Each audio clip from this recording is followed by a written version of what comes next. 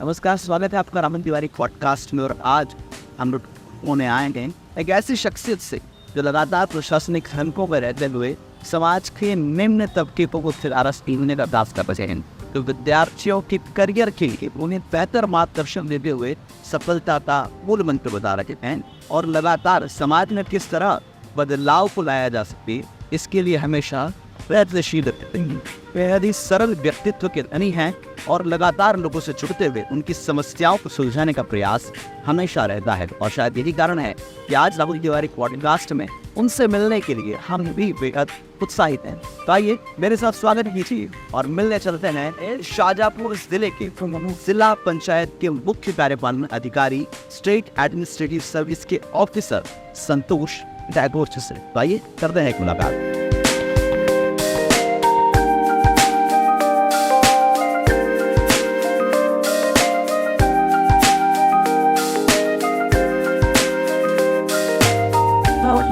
कैसे मिस्टर ब्रेयर, शायद थोड़ा लेट हो गए हम लोग, लेकिन आज का पूरा दिन आपके साथ है और किस तरह से पूरी कार्यप्रणाली रहती है, सब किस तरह से आपका कामकाज रहता है और इस तरह का प्रेशर रहता है, ये सब जानने के लिए तो ये तो आइडिया याद हो इसके साथ एक हुआ ये ऐसा हमारे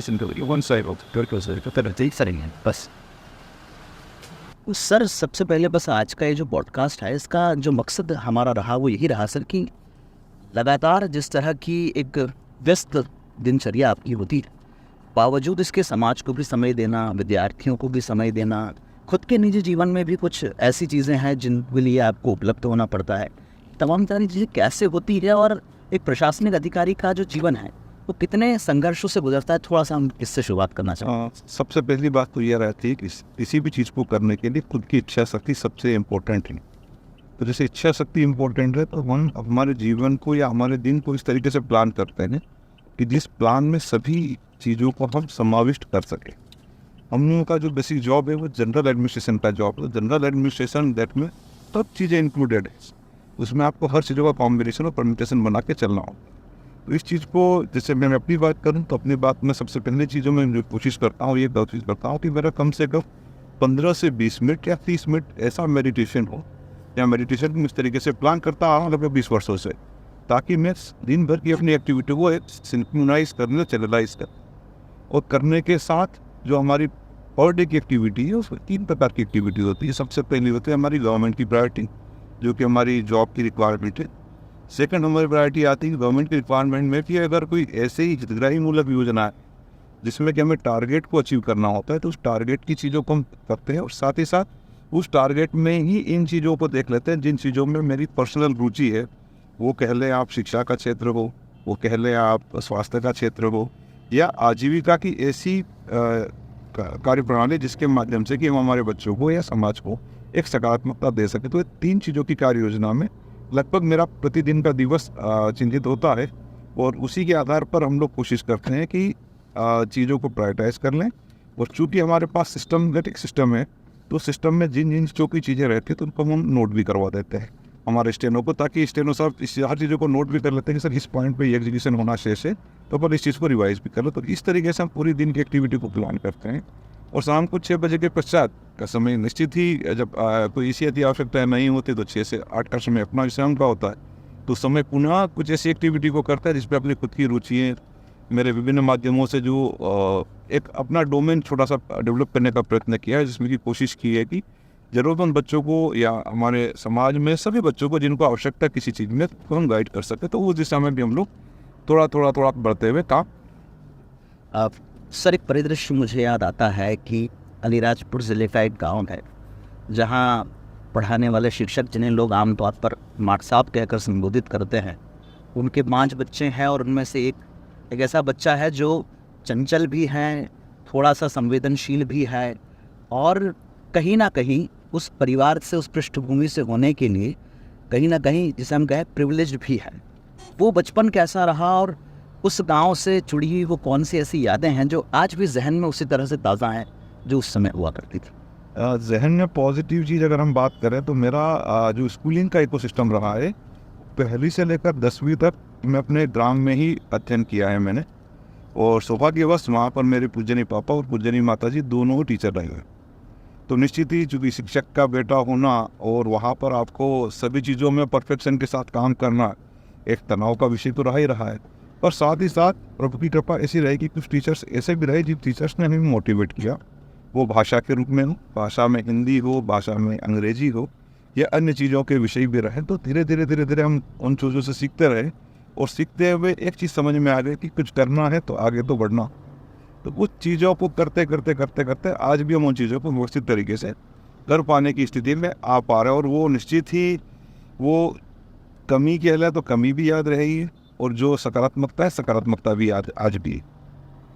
पढ़ाई की अगर हम बात करें, आमतौर पर हर बच्चा जो है, कोई बच्चा एवरेज होता है, कोई बच्चा थोड़ा सा न्यून होता है, कोई बच्चा उत्कृष्ट होता है। आपका किस तरह का रुझान उस समय पढ़ाई लिखाई में था और किन चीज़ों में ज़्यादा रुचि थी, किन चीज़ों में ज़्यादा मन लगता था? बेसिक चीज़ ये थी कि अध्ययन में मैं मध्यम पेस में ही रहा।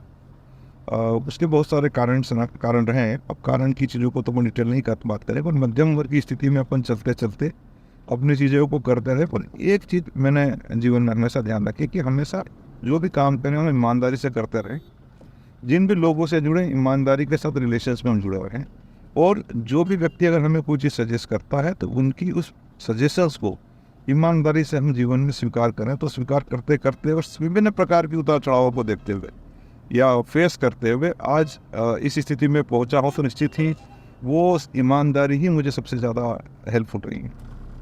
सर, आज जब आप मध्य प्रदेश के विभिन्न ज़िलों में पदस्थ रहे हैं और समाज के अलग अलग वर्गों की मदद करने का, उन्हें मुख्य धारा में जुटने का काम कर रहे हैं, आपके गांव के परिवेश की, आपके गांव की उस समय जो स्थिति है वो क्या थी? और क्या कोई ऐसी बात रही जो लगता है कि एक अधिकारी होने के तौर पे अब मैं हर गांव में या हर क्षेत्र में दुरुस्त करने की कोशिश करूँगा, क्योंकि उस समय मुझे इन समस्याओं को ज़्यादा फेस करना पड़ा? मैं इसमें इंफ्रास्ट्रक्चर की बात सबसे पहले कहूँगा।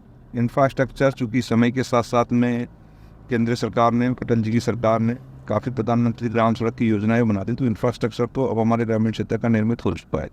अन्यथा की स्थिति में मेरा जो गांव है वहाँ पर वो 4 किलोमीटर का एक टापू का एरिया है जी। वहाँ पर मुख्य मार्ग से आप बारिश के दिन में कनेक्ट हो ही नहीं सकते और किसी दूसरे स्थान पर जा नहीं सकते। परिस्थितियाँ वहाँ थी। दूसरी चीज़ है जो मैं अनुभूति करता हूँ और जिस चीज़ों को मुझे लगता है कि आज भी आवश्यकता समाज में सकारात्मक रूप से है, वो है हमारे अध्ययन या अध्यापन कराने की प्रणालियों पर चर्चा। हम जिस तरीके से स्कूल का जो हमारा इकोसिस्टम है, बहुत प्राचीन समय का इकोसिस्टम है। उस इकोसिस्टम में हमारे टीचर्स जो जिस तरीके से पढ़ाते हैं वो आते हैं, अपना पढ़ाते हैं और चले जाते हैं। मुझे लगता है कि सबसे पहले हमारी टीचिंग मेथोडोलॉजी में उन चीज़ों को हमें और पॉजिटिविटी के साथ इंट्रोड्यूस करना चाहिए कि सबसे पहले बच्चे का विश्वास अर्जित की जाए। वो भले पहली क्लास में आ रहा हो, दूसरी में आ रहा हो, तीसरी में आ रहा हो, चौथी, पाँचवीं and so for so on. तो सबसे पहले उसके मुख्य सिलेबस को किस तरीके से उसको इंटरेक्टिव बनाया जाए, उस दिशा में कैसे काम किया जाए और उसकी प्रति उसको कैसे रुचिकर बनाया जाए, यही रुचि मुझे लगता है सबसे इम्पोर्टेंट पार्ट है जिन चीज़ों को हमको सकारात्मकता में लेते हुए और बच्चों के बीच में जुड़े रहने से एक फ़ायदा परिलक्षित होता है। और उस चीज़ को मैं पिछले 1.5 साल के कार्यकाल में शाजापुर के में देख पा रहा हूँ कि FLN एक हमारा प्रोजेक्ट चल रहा है। उस प्रोजेक्ट में जब हम काम कर रहा है तो वो चीज़ों की कनेक्टिविटी और बच्चों की रुचि तो निर्मित हो रही। तो निश्चित ही वो अवेयरनिंग पाथ जो हम लोग कहना चाहिए कि जो हमें मैदान बताते कि सबसे पहले कोई क्रिकेट खेल लो तो सबसे पहले मैदान को नाप के आओ, पिच की लंबाई चौड़ाई देख लो, फिर आप सब प्रकार की स्टॉप सिस्टम देखो और फिर खेलने उतरो। तो वो अंडरस्टैंडिंग डेवलप कराना छात्र के या छात्रा के जीवन के लिए शिक्षक का ध्येय होना चाहिए, ताकि वो बच्चे को जीवन में किसी भी पक्ष में उसको असुविधा न हो, ऐसा मुझे प्रतीत होता है। 5 भाई बहन आप हैं सर, और मुझे लगता है आप शायद सबसे छोटे हैं उनमें। मैं सबसे बड़ा हूँ। अच्छा, आप सबसे बड़े हैं। तो सर, बड़े होने के नाते जो जिम्मेदारियाँ हैं और खासकर भाई बहनों से संबंधों की हम बात करें, आज के परिवेश में देख रहे हैं कि सिबलिंग्स जो है वो या तो पढ़ाई के लिए दूर हो जाते हैं या किसी कारणवश अलग अलग शहरों में जब शिफ्ट होते हैं तो एक संबंध जो है वो भी कम होना शुरू होते हैं। वो प्रगाढ़ता संबंधों में अब नहीं देखने को मिल रही है। तो उस ज़माने में जब हमारे पास संसाधन कम थे, हमारे पास सामान कम हुआ करता था, हमारा घर छोटा हुआ करता था, लेकिन रिश्ते बड़े गहरे हुआ करते थे, तो वो उस समय भाई बहनों के साथ संबंध कैसे थे? और आज जब आप सब अलग अलग जगह पर स्थापित हैं तब किस तरह से सबके बीच बातें होती रहे? मेरे पूजनीय माता पिता ने कि हम आज भी एक बात को स्वीकार करना चाहिए कि समाज में सामाजिक रूप से बहनों के अध्ययन और अध्यापन की स्थितियाँ अभी भी थोड़ी सी प्रतिकूल तो है। तो पूजनीय माता पिता को उस समय परिलक्षित हुआ कि कन्या शिक्षा परिषद कुक्षी जिला धार में स्थित है, वहाँ का अध्ययन और अध्यापन बहुत अच्छा है। और दूसरी बात, वहाँ पर एक सेफ्टी का फीचर भी है। तो मेरी दोनों बहनें कन्या शिक्षा परिसर उसी से अध्ययन कर बाहर निकली थी और वो 6वीं से 12वीं तक वहाँ अध्ययन कर 12वीं के बाद हम सब भाई बहन पुनः एकत्रित हुए इंदौर में। और इंदौर में एकत्रित होने के पश्चात हम भाई बहन साथ में रहे और साथ में रहते हुए सब छोटी बहन ने मुझे पढ़ाया। मुझे ये कहने में कोई असुविधा नहीं है जो मध्य प्रदेश लोक सेवा आयोग की परीक्षा कि जिसके माध्यम से मैं सिलेक्ट हुआ, उसका अध्ययन छोटी बहन ने बहुत प्रॉपर तरीके से किया था। जिनका की नाम प्रतिभा टेगोर है और वो अभी खुद जॉइंट डायरेक्टर पेंशन कार्यालय उज्जैन में पदस्थ है। अच्छा। तो दीदी के अध्ययन या छोटी बहन के अध्ययन से मुझे समझ में आया कि अल्टीमेटली रिलेशन, जैसा आपने कहा कि रिलेशन का अपना बहुत ही इंपॉर्टेंस है। तो उस इम्पोर्टेंस के साथ में हम दोनों भाई बहन पढ़े और दोनों भाई बहन पहले अटेम्प्ट में सिलेक्ट भी हुए। उसके बाद छोटी बहन को हमने सब दोनों भाई बहनों ने मिलकर पढ़ा तो उसी जनपद पंचायत हो गई। उसके पश्चात 2 छोटे भाई थे तो दोनों छोटे भाइयों को हम तीनों भाई बहनों ने ध्यान रखा। तो दोनों भाई में से एक आज कैनरा बैंक में क्लरिकल सर्विसेज में इंदौर में पदस्थ है और उससे छोटा वाला भाई सब इंस्पेक्टर पुलिस में हो गया।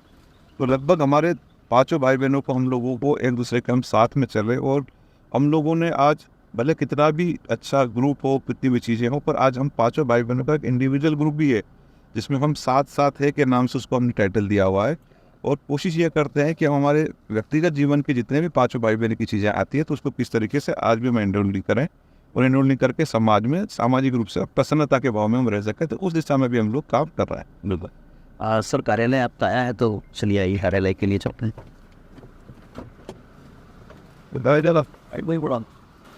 ये सर परिसर है और सर एक तस्वीर है शाजापुर की, मैंने देखी रहान बदस में है। ठीक बेहद हुई शांत ज़िला है, बहुत खूबसूरत सा ज़िला है, आसपास पहाड़ियाँ।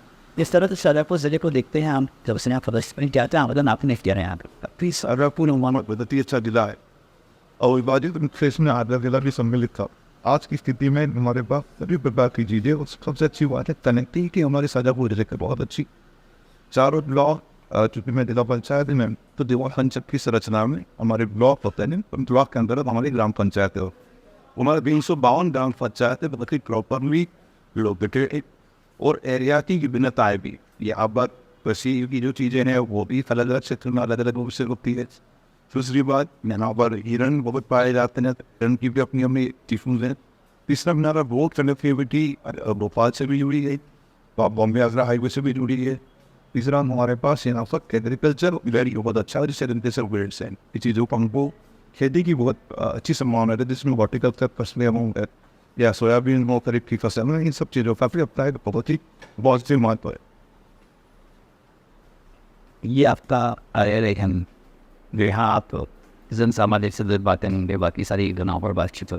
कितना समय लगभग से ऑफिस में एक प्रशासनिक अधिकारी के तौर पर देना होगा? और लगभग 5 से 6 घंटा डिपेंड करता है कि हम प्रतिदिन कितना काम कर पाते हैं। और हमारी ये लगभग एक शेड्यूलिंग है। शेड्यूलिंग इस तरीके से है कि सोमवार का दिवस हमारा पीएफ का दिवस है, जिसमें कि हमारे प्रमुख जो पत्र शासन से आते हैं उन पत्रों की रिव्यू माननीय के महोदय की अध्यक्षता में होती है। साथ ही साथ हम लोग ये प्रयास करते हैं कुछ दिन विभिन्न विभागों के इंटर डिपार्टमेंटल तो इशू चल रहा है, तो उस इंटर डिपार्टमेंटल इशू को भी हम लोग उस मीटिंग में एड्रेस करते थे। और तीसरी इसमें इम्पोर्टेंट चीज़ ये थी कोई जिले की ऐसी प्रायोरिटी प्रोग्राम है जब केंद्र सरकार या राज्य सरकार की प्रायोरिटी उस चीज़ का भी रिव्यू मीटिंग में होता है। तो सोमवार का लगभग हमारा 2 दिवस का समय उन गाँव में उन चीज़ों के भी निकलता है। उसके 50 दिन चूँकि दिन उनका यही रहता है, सभी जिलाधिकारी यहाँ आते हैं, तो लगभग सभी ऐसे काम जो कि आवश्यक फूल काम को सोमवार को 4.5 या 5 घंटा यहाँ बैठने के बाद उन चीज़ों का सामान कर देते हैं। तो अब नज़दीक में ही एक शख्स बनाए थे फिर भी करने वाले थे। तो लगभग ये माना जा सकता है कि अधिकारी को भी 7 से 8 घंटे अपने कार्य भी आमतौर पर करना ही जाता है। यदि आप सरकारी नौकरी हासिल कर लो तो काम बहुत करना पड़ेगा, तनख्वाह समय पर आती रहेगी, ज़्यादा आपको उसमें अंदर समय और दिमाग दोनों फबाने की आवश्यकता नहीं है। अधिकारी के तौर पर आप क्या सोचते हैं? ये अधिकारी के तौर पर अगर आप बात करें तो सबसे पहली बात है कि हम जब तैयारी करते हैं तो तैयारी इसी भाव के साथ करते हैं कि हम किसी अगर शासकीय नौकरी में प्राप्त करेंगे तो निश्चित ही उससे हम समाज में बहुत सकारात्मकता दे पाएंगे। और उसी चीज़ को, उसी इंटरेस्ट को बनाए रखना जीवन में बहुत इंपॉर्टेंट है, जो मेरा व्यक्तिगत बात है। हमें नौकरी में आने के बाद अल्टीमेटली ऑब्जेक्टिव बड़ा क्लियर है कि हमें समाज के बीच में समाज की योजनाओं का इम्प्लीमेंटेशन का काम और समाज को उसमें सहयोग करना है। तो अधिकारी हमारा प्रोफाइल है, और उस प्रोफाइल का आशीर्वाद ये दे रहे हैं कि हमें समाज को ही देना है और समाज की बातों को सुनना है। तो उसमें विभिन्न प्रकार के लोग आते हैं, विभिन्न प्रकार के लोग अपनी असुविधाएं हमें बताते हैं, विभिन्न प्रकार के लोग शिकायतें, अलग प्रकार के लोग आते हैं। बट उसमें ये रुचि अधिकारी का विषय होना चाहिए कि वो खुशी से कितना अच्छे से उन लोगों को सुने, उनकी जो जायज़ मांग है उनका समाधान कर पाए, और समाधान करने के उपरांत उनसे फॉलो पर जरूर ले लें कि भैया आपकी ये बात हुआ था, आज का काम आप हुआ है तो या नहीं। तो मुझे ऐसा लगता है कि ये एक ऐसी अच्छी संवाद की कड़ी है जिसमें कि हम समाज की विभिन्न योजनाओं में या विभिन्न कामों को पॉजिटिवली कर सकते। तो सवाल बहुत सारे हैं जिसमें आपसे मिली से मुड़े नहीं तो सवाल है, और एक आम आज का जो प्रेजेंटेशन है उसको लेकर कोई गुस्सा के मेरे सवाल। आशा है कि आज का जो हमारा इंटरव्यू है इसमें लगभग मैं हमारे सभी सवालों के जवाब देगा। अगर आपकी अनुमति हो तो फिर हम कहीं बैठ कर सवाल बिल्कुल ठीक है, थैंक यू।